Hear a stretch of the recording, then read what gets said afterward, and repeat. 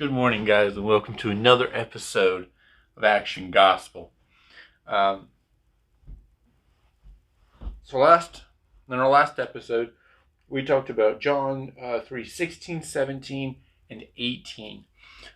We talked about what they mean and how it is a wonderful section to go to when you've got people who don't know Christ and aren't aware with of what he's done for us. It is a great passage to go to. To talk to them about that kind of stuff. This week, or this episode, we're going to be talking through John 3, 19, 20, and 21. All right, so I was reading through this again this morning before I started recording, and I think this would be a great thing to break these two sections together, to break into two separate conversations. You have conversation 1 with verses 16, 17, 18. And if you're having a long conversation, then you can go into 19, 20, 21. But I think they're important, and I think that's the best way to do it in my mind, is to split it up into the two separate sections. So John 3, 19, 20, and 21. I'm going to go ahead and read them, and then we'll talk about them. John 3:19 says, "And this is the judgment. The light has come into the world, and people loved the darkness rather than the light, because their works were evil. For everyone who does wicked things hates the light and does not come to the light, lest his works should be exposed. But whoever does what is true comes to the light, so that it may be clearly seen that his works have been carried out in God." So here we're talking a lot about light and darkness. It's black or white, right? Good and evil. And there's we have two poles, two polar opposites that we are talking about, correct? So I'm going to skip ahead to verse 20 because that's where we're going first. It says, "For everyone who does wicked things hates the light. He does not come to the light, lest his works should be exposed." And, when I think about that verse right there, there's a movie that comes to my mind, and I'm sure many of you have seen it. It is God's Not Dead. When I read that verse, it reminds me of a scene in that movie, God's Not Dead, where the student has been pushing and proving, and in his words, he's been putting God on trial in his theology class. And the professor who is a very strong atheist, says, after I believe it's weeks of pushing, weeks of this going on, of the student proving that God's not dead, the student and the professor are alone, and they get to this really tense moment where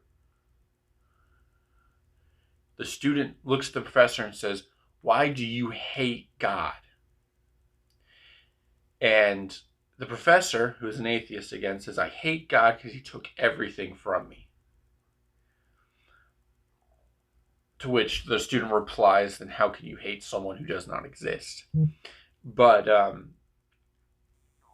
when we look at atheists and we are having conversations with them, it has been my experience that the vast majority of them, isn't that they don't believe in God, it's that they have a strong hatred for God. Most of them have gone through some kind of trauma where a family member or something significant or someone significant has been lost. And that is it becomes too much for them, and they decide that there is no God, because how could a God let this happen? Right? So that's what I think about when I think about, for everyone who does wicked things, hates the light, and does not come to the light, lest his works should be exposed. I think a lot of atheists who were Christians at one point renounced God, renounced the fake Christian faith, and have decided to become atheists or agnostic. I believe, again, in my experience with them and talking with born again Christians that were atheist or agnostic at one point, I believe that they still have a little bit of guilt coursing through their veins while they're going through their thing, trying to prove that God doesn't exist. And it's not so much that they're trying to prove God doesn't exist for everyone. Excuse me. It's not so much that they're trying to prove that God doesn't exist for everyone else. It's they're trying to prove that God doesn't exist for themselves, for their own self-worth, for their own inner peace.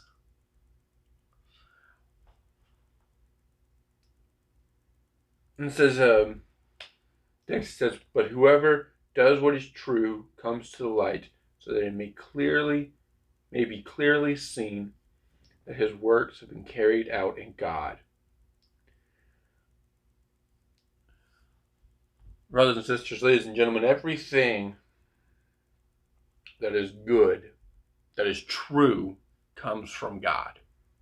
In some way, fashion, it all comes from God.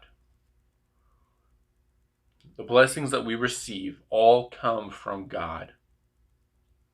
Now, it may not be something just showing up in the mail, and it has, most of the time, it has some kind of human tie to it, but it's God who put that in place for us. Many times when I've talked about, and I think I've talked about it on this channel, in one of my earlier episodes,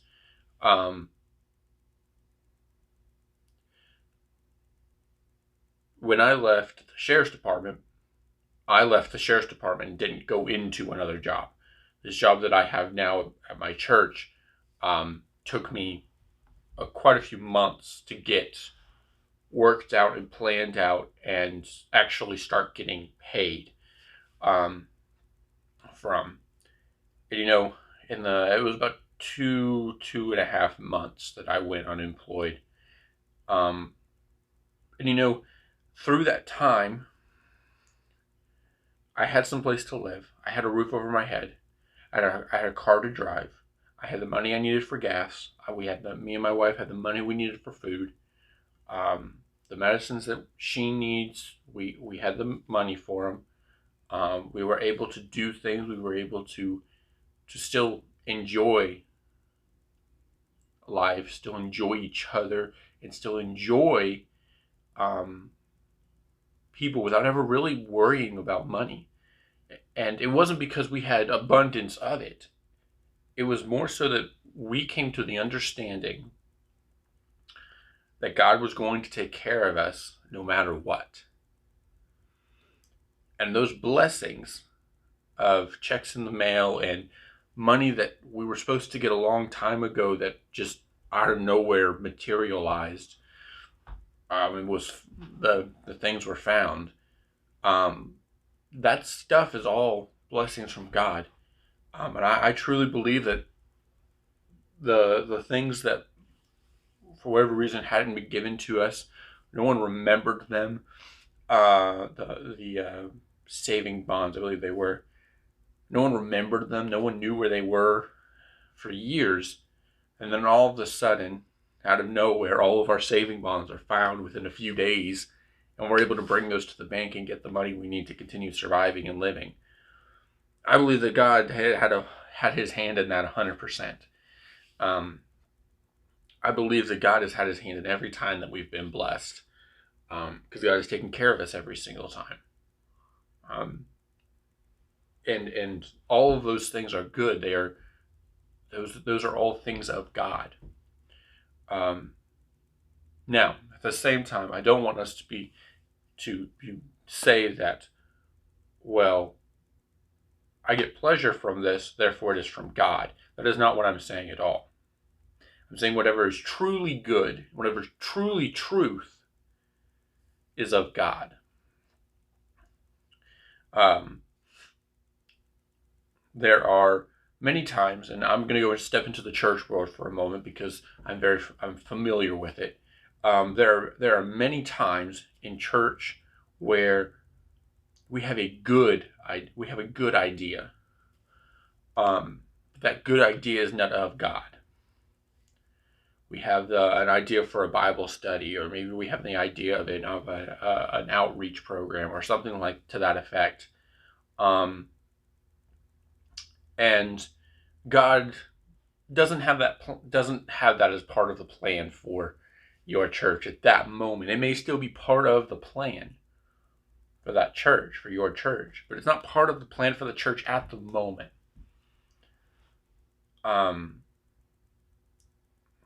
This is turning into a really bad example, but those things I don't believe are 100% of God. I believe that those things are merely humans trying to almost get our way. There are a lot of times in church where we see man rear our selfishness and our self-esteem and our pride come through church things. I try to be as humble as I possibly can when I do big events. When I'm planning some of the bigger events for our church, I try to be as humble as I possibly can, and understanding that the money that I've spent on this is money given to us from God. God has given us that money through people's tithes and offerings and donations. That you have to remember that a lot of these events in our area, we can pour thousands of dollars into an event and then turn around and that event only produce one or two families that come into our church new. But those thousands and thousands of dollars are worth that, right? And that is something that I see as truly good. Because money is no object, I believe, to God. In the long run, in the grand scheme of things, I believe that money is no object to God. God is going to get his word spread. He's going to have the truth of his sacrifices and the sacrifices of his and the sacrifices of his son, and his benevolence and mercy and grace are going to spread. His kingdom is going to grow, whether we have thousands of dollars, hundreds of dollars, or millions of dollars. And I'm kind of going off on a rabbit trail here, but I kind of feel like I need to say all this. But there are definitely there are good events when it comes to church. And a lot of time what I do when I have some of our congregation, they come up to me and they go, "Hey, Walter, I think that doing this would be a great idea. Starting this committee, starting this team, starting this Bible study, planning this event, so on and so forth. I think this is a great idea." The first thing I usually say is, "Okay, cool. Before we get into the logistics, before we start buying things and trying to figure out how we're going to do it, we need to pray on it." I always want to know at least 3 months in advance before someone wants to do an event. And this is why. Because I can spend, me and the other person that wants to head this up, we can spend a month praying. Most of our events we can put together in about 2 months. We don't want to have to only put them together 2 months, but that's the minimum. We can put most events together in 2 months. Gives us enough time to order things and stuff. But it gives me a month to pray. It gives the person that wants to head this up and his or her team that they may have already put together, or I may have told them, go ahead and put a team together for this. Let's pray about it. It gives us time to pray about it. Work through the details of what we feel God is leading us to do. And we'll come back together once or twice that month, maybe 3 or 4, depending on who it is and what the event is. And we'll talk about what we're feeling about it, what we feel God has shown us through it. And that's an important part of church planning. It's not only an important part of church planning, but it's an important part of life planning. You start to put these things into effect for your everyday life, and you go, okay. There was an instance where I've had job interviews where they call me on Monday, I have a job interview on Wednesday. I've got 2 days to pray about it. And go, God, okay, is this where you want me? Do you want me to move here? Is this where you got planned for me, is to go here and to step into this role? Is this career change or this furthering my career? Is it something of God, or is it something that is just there to distract me from my true purpose, from my true calling? And I've definitely fallen in on both sides of that, where I've decided that, you know what, this is what I need to do, and so I step into it, and then it turns out to be not what I needed to do, not furthering my career or the career change that God had in mind for me. I've also been on the side more recently of saying, you know what, I don't feel as if this is where God has me. This is not where God wants me, is to go there and to work there. And so I'm able to say, you know what, I'm no longer interested in this. I want to step back. I don't want you guys to waste your time trying to interview me and consider me for this position when I know now I don't want to be considered for this anymore.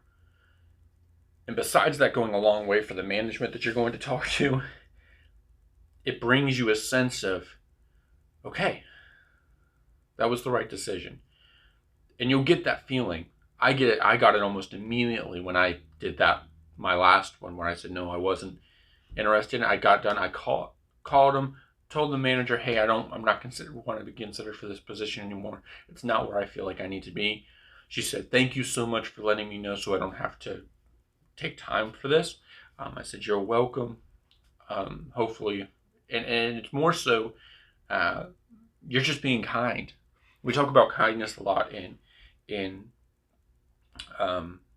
church, and this is going to turn into a really long podcast, guys. But I'm just getting these feelings like I need to talk about this stuff. So, just you're along for the ride. We talk about kindness a lot in church. And actually last night, so it's Thursday today when I'm recording this, so Wednesday night, last night, I lead all of our prayer groups here at the church. We have 2 a week, Monday and Wednesday. Sorry, I had something stuck in my teeth. I'm going to grab my other Bible. And we talked about kindness last night. And the verses that I had pulled out that I really felt like God was telling me to go to is in Galatians. In Galatians 6, 9 and 10 say, let us not become weary of doing good, for at the proper time we shall reap a harvest if we do not give up. Therefore, as we have opportunity, let us do good to all people, especially to those who belong to the family of believers. And you know, we were talking about the verse, and there were 2 other guys and my wife. 2 other gentlemen in the church, my wife and myself, were sitting in the room around a table, and we're talking about this verse, or these 2 verses. And you know, there are many times when we do so much good for other people, right? And no one seems to notice. And we, as humans, get a little bitter about it. We're like, doing all this good, why isn't anyone noticing?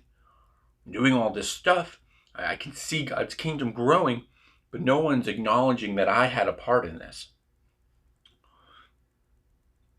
And you see, here it says, let us not become weary of doing good. because at the proper time we shall reap a harvest if we do not give up.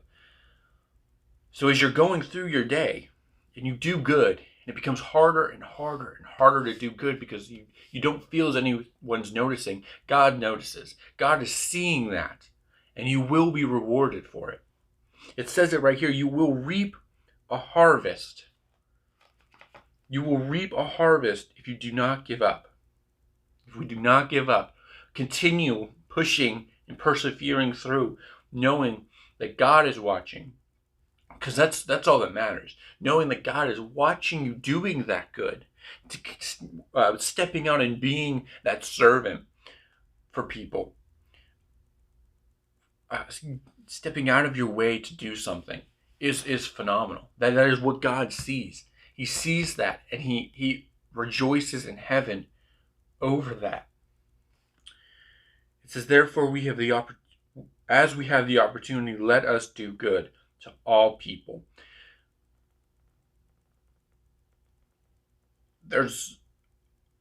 When I read that, as we have opportunity, I don't want us to get confused with saying that when it's convenient. Because it's not saying when is convenient, it's when it says when we have the opportunity. Because we don't always have the opportunity to be good. If you're going 80 miles an hour down the highway, and you see someone pulled over, but you don't see them pulled over until you're gone. You just move by them. Maybe you go ahead and you get off an exit and you do a U-turn and come back. But if you're in the middle of someplace and you don't have that option to turn around, there's no opportunity there, right? And that's not the best example, but that's what I've got. But we're not saying when it's convenient. So if you're walking down the street, right, and you see, or here, maybe you're in your office building or your school, and you see someone's walking, the classic walking down the hallway with all their books or papers or something, and something happens, they trip, they lose their grip, the papers and the books all fall on the floor. You're running late for your class, or you're running late for a business meeting or something like that. It is inconvenient for you to stop and help them. But there's an opportunity for you to stop and help them. To stop and be kind towards them. You've given opportunities. God has placed those opportunities into your life for a reason. And I wonder how many times I've missed those opportunities as I'm walking through my day-to-day life. How many times have I seen something and gone, I'm not going to mess with that. It's inconvenient for me to go over there and do that. But I don't want us to get confused in saying that in the spot it says, it varies very clearly as we have opportunity, and it does not say as it is convenient. Because if it said as it is convenient, most of us would be good.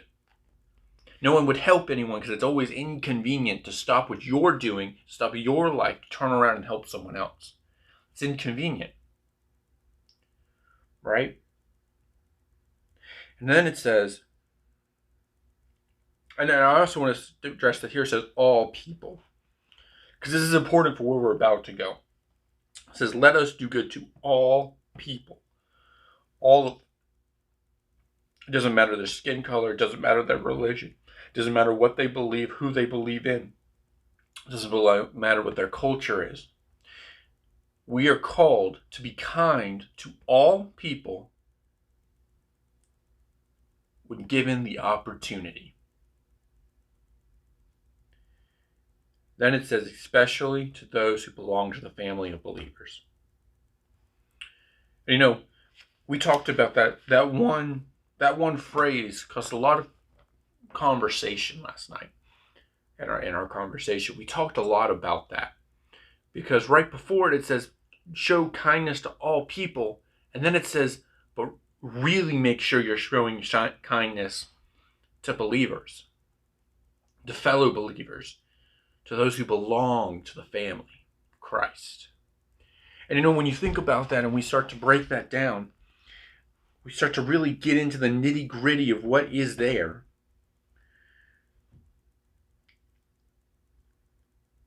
I see this, and then again, these are what I'm seeing here.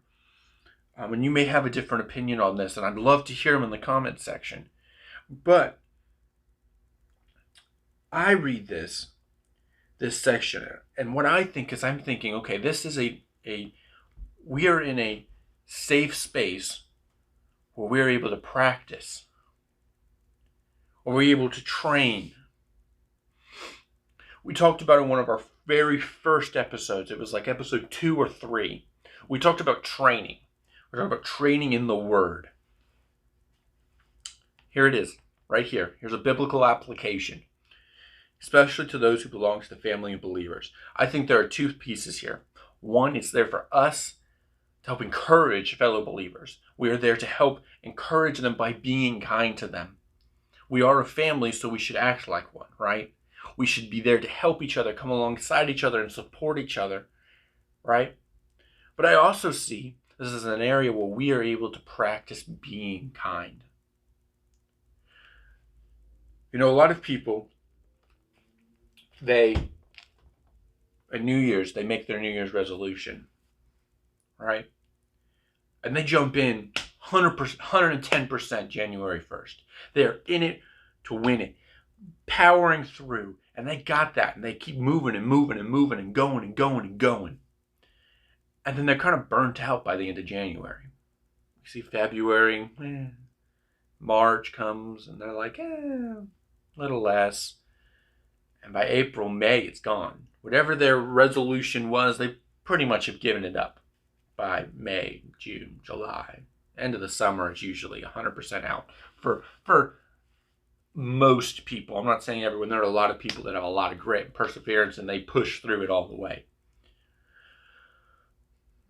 But I see that, and I think that it must be a lot like medicines. So when you start a medicine, your doctor starts you on a medicine, most of the time they don't give you the full strength from the get-go. What are they trying to do? They're trying to ease you into it, right? My wife has been taking this all-natural pill, and called Protandim. And to start off, she took half a pill every other day. And then as time progresses, she's supposed to move on to taking half a pill every day. And then it moves over to a full pill every other day, and then a full pill every day, right? And she's supposed to ease herself into the medicine Protandim, natural remedy thing.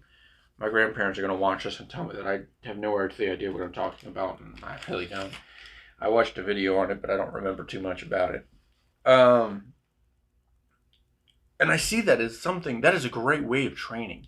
It's the same thing when you are training to do a run, do a 5K or a marathon.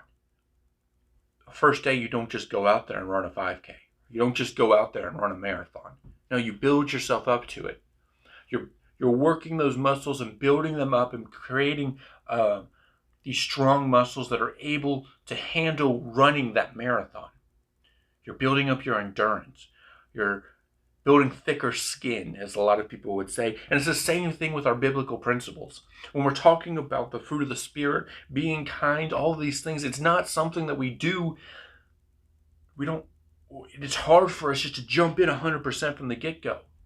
It becomes tiring. It's like running a marathon the first week that you're training for the marathon. Running it every single day, you're running a marathon. That's hard. There's some people that can do it, but most of us can't. And it's that same thing where we need to practice our biblical principles. We need to practice our theology. We need to practice it, put it into practice. And if that means we start being kind to other people on Sundays, every Sunday we try to find something nice to do, something that is kind towards a fellow believer. Whether it's helping one of the elderly through the front door, helping them out of their car, getting their wheelchair or their walker or their cane or whatever for them, helping them get up the stairs into the sanctuary. Or maybe Maybe it's taking one of your families in your congregation out to lunch. You bring them out to lunch. Maybe you bring them home and you cook for them there. All these different things, and we do that once a week, every week. And what you'll notice is that you'll start to do it, and it's just, if you don't do it, you're missing it. You're missing this section, and you can't figure out what it is. But that's what it is. It's that peace. And so you start doing it on Sundays, and slowly, and then you're 3 weeks in, you go, you know what? This is easy. Well, when I'm here on Wednesday, I'll do it then too. So then you're doing it twice a week. And then you're like, okay, I'm good at that. I can do this. I can be kind. It's now just part of who I am. And then you're able to start working it into your everyday life of finding opportunities that God has given you to be kind. This doesn't work just for kindness. This works for your self-control. It works for all kinds of things. It's easing yourself into this, right? So I know that I titled this, I'm going to end up titling this one Part 2, John 3:19 through 21. But I think at the end of the title, now that I'm thinking about it, I'm going to do plus more. Or something about rabbit trails. I'm not sure. I'll do that in a minute. But guys, thank you for tuning in. Thank you for sitting through this one. This one is definitely going to be one of the longest ones that I've put out. I'm not sure what time it is, and I have no earthly idea what time I started it, because I film everything on my phone and my watch is broken. So I don't know how long I've been sitting here talking. But I really appreciate you guys tuning in. And if you've watched all the way through, I really hope that you are able to take something out of this. I pray that you would share this with other people. I am constantly amazed with the response that I'm getting from these. There are people, I'm being quite serious when I say this. There are people all over the country that are seeing this. And without getting those responses, I wouldn't know that, but I do. I've got people who are missionaries that I've grew up with at different points who have contacted me and said, hey, this is awesome. If you're one of those people, thank you so much for sharing this with your friends, your family. I pray that all of you would do that. This is, again, the Action Gospel is not something for me to glorify my own self. This is something that I've put in place, that God has convicted me to do, to put another face out there for you guys I'm a vessel, right? We are all vessels, and God uses us in his ways. And I feel as if this is one of the ways that God has used me is to create these podcasts, as low quality as they are. I really, really appreciate you guys tuning in. Hopefully I can get some higher quality stuff in there to help show you guys how much you guys are appreciated, how much this means to me that you guys are here. Yeah. Thank you guys again for tuning into this episode of Action Gospel. This is episode 13, which is amazing. I'm overjoyed that we've gotten to this point. I'm amazed that we got over 10. And then, heck, we're going to be at, 14, 15, 16, 17, 18. The end of March, this March 2020, we'll have 18 episodes out, which means April, we're coming in strong with 20. We'll have 20 episodes out there, which is amazing, guys. That's phenomenal. I'm really appreciative of you guys tuning into this again. And I'm going to try to do this outro for the third time. Thank you guys for tuning in to this episode of Action Gospel. If you want to get in contact with us here at Action Gospel, there are 3 ways you can do that. 1, we have a Facebook page. There's a little blue tab on there. Click message me, send me a message. I'm the only one here at Action Gospel. I say we a lot, but I just go ahead and it's me and God. we do this. We see all of those. I pray for every single one of you. every single day. And if you have any prayer requests, I'll add those to my prayer list. 2, this video, you can comment, share, subscribe. Get this out to your friends, guys. Get this out to your family. Let them be influenced, and hopefully their lives will be impacted and changed through these. That is my prayer. That is my hope, that God would use these not to glorify myself, but to glorify Him. 3, we have an email. You can email us at actiongospeloffice@gmail.com. Again, I'm the only one that sees those. Prayer requests, suggestions. If you have if you yourself or someone else that you know you think would be great to bring onto the podcast, and we can sit down and talk about some stuff, that's awesome. I would love to hear it. And the way to let me know that is actiongospeloffice@gmail.com. I'm going to do a better job of writing this stuff down in the description. I keep thinking that I want to do it, and then I don't. I don't think I've had anything in the description for quite a few videos, but I'm going to put all this stuff in the description this time. And if I don't, I'm going to edit it and make sure it's in there somewhere. So somewhere tagged onto this video, whether it's in the description or I make a comment myself on there, you will have our Gmail, our Facebook, and no, I'm not going to put the YouTube channel because you can see it now. But again, I really appreciate you guys tuning in. And again, thank you for tuning in to this episode of Action Gospel. God bless you, and we'll see you in the next episode.